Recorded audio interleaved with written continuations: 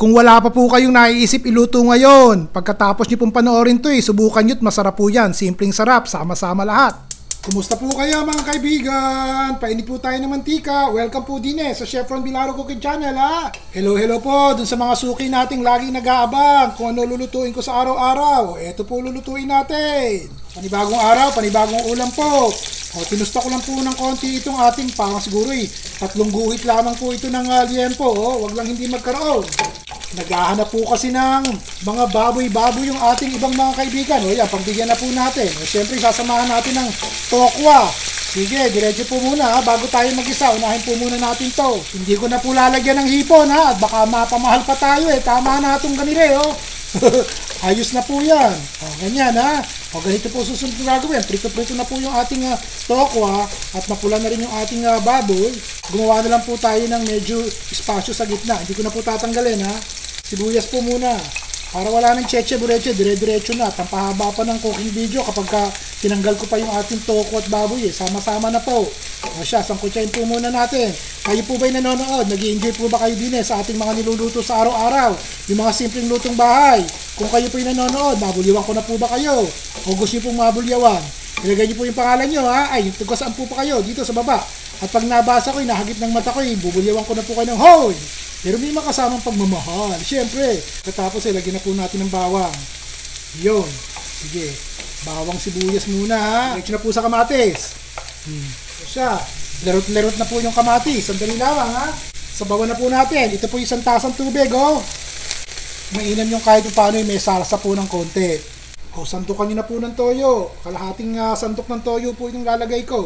Sige, diretso po ang halot. Kumukulo na naman Dire-diretso na tayo Lagyan nyo po ng konting seasoning powder kung gusto nyo. Kung gusto nyo lamang. Yung iba po hindi naglalagay. Ayos na ayos lang. Sige. Konting asukal po. Walang pilitan Yung asukal na nilalagay kayo, katitik lamang. Pambalansi po ng alak.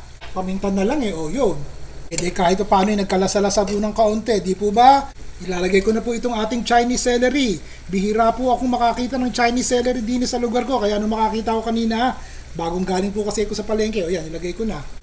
Kung wala kinchay pwedeng-pwede na rin po. Sandali, hindi pa tayo tapos At may ilalagay pa tayo dyan. Titikman ko nga po muna at baka walang lasa. Ako po, mabagyan. Ayos na. Sandali, titimplahan ko pa ng konting toyo. Konti lang po Medyo may kaalatan po akong kumain Huwag niyong gagayahin Napatihan ko po ito ng 2 itlog para maging creamy. Hindi ko na po lalagyan ng cornstarch. Ganito. Lalagyan ko po ito ng konting tubig Sandali lamang. Mga 1/4 cup na tubig po, 2 itlog. Hindi po ba? Siyempre, makakadami din po yan. Kung may itlog lang kayo sa bahay, dadalawa lang po ang itlog ko Ilan po ba itlog dyan sa bahay nyo? Sandali Piniritong Gigi, ilagay na po natin. Naku po, ewan ko na. Nakikita ko pa ba sa inyo kung paano pagpiprito ng galunggong? Siyempre, hindi na, di po ba? Ayan po ba? Nakita nyo, dito lang magkakaayos na tayo Tignan nyo po ba yan? Ganyan Ang ganda-gandang tignan. Tsaka po natin ilalagay itong ating binating itlog. Kung meron lang kayong itlog, okay, kung ayaw nyo po ayos na ayos lamang po. Pero tignan nyo nga, ganyan. Huwag nyo na pong kalikutin Tama na yung ganyan at nang mabuo-buo po yung itlog. Sige nga, nagkaayos din po tayo. Hindi nyo ba kakainin yan? Bago ko po patayin yung apoy, nakita nyo, namumuna ng konti yung itlog. Di po ba maganda? Hindi nyo maintindihan kung sarsyadong o wala o ano. Di po ba maganda yan? So ganito, papakita ko lang sa inyo Pero wag nyo na pong halukayin at baka po magkalerot-lerot yung isda. Tama na yung ganyan. Siya. Patayin na po yung apoy. Ayos na ano po ba hukom? Ayos o paltos?